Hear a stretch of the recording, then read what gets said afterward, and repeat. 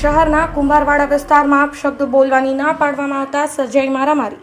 શહેરના કુંભારવાડા વિસ્તારમાં આવેલા મોતી તળાવ 0 નંબરની શેરીમાં સર્જાઈ હતી મારામારી। અપશબ્દો બોલવાની ના પાડી ટપારવામાં આવતા 5 લોકો દ્વારા માર મારવામાં આવ્યો। ઈજાગ્રસ્ત લોકોને સારવાર અર્થે તાત્કાલિક સરકારી હોસ્પિટલમાં ખસેડવામાં આવ્યા। ભોગ બનનાર પરિવાર દ્વારા પાઇપ અને હથિયારો વડે હુમલો કરવામાં આવ્યો। ભોગ બનનાર પરિવારના સભ્યો પર 3 યુવકો અને 2 યુવતીએ મળી માર્યો માર। ઘટના સ્થળે છરી અને પાઇપ જોવા મળ્યા। શહેરના બોર તળાવ પોલીસ મથકમાં ફરિયાદ નોંધવા તજવીજ હાથ ધરાઈ।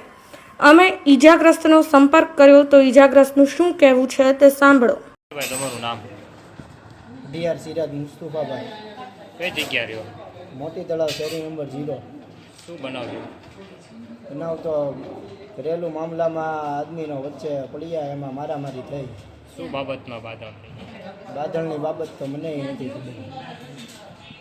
શું માર્યું તમને? કેટલા જણા? મને 3-4 જણાએ માર્યું છે, એના માથામાં છરીનો ઘા મારી દીધો છે। કેટલા જણા? 3-4 જણા હતા। શું નામ?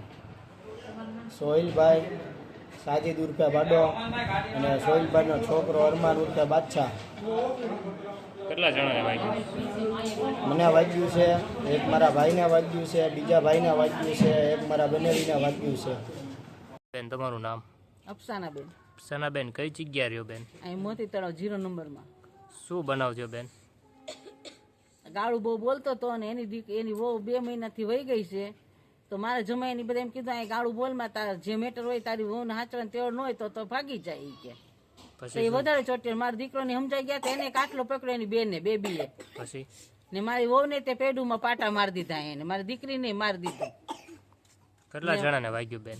2 જણને વાગ્યું છે। એક મારો મોટો બાબો છે એને વાગી ગયું, ને નાના બાબાને જોઈને જે ટાંકા લેસ ને એને વાગી ગયું। સિરાજ શું હથિયાર હતું ભાઈ પાસે? જા છરી ને પાઇપ ને એ હતું।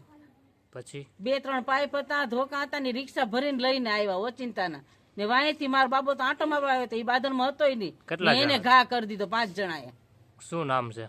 એકનું નામ સોહિલ, એક એનો ભાઈ, ને એક બેનનું નામ બેબી બેન છે, ને એક એની છોકરી છે હલસીફા, પછી એક એનો છોકરો। આ વિશે પોલીસ ફરિયાદ કરી બેન? કરવાની છે, ત્યાંથી કરી હતી બધાવે।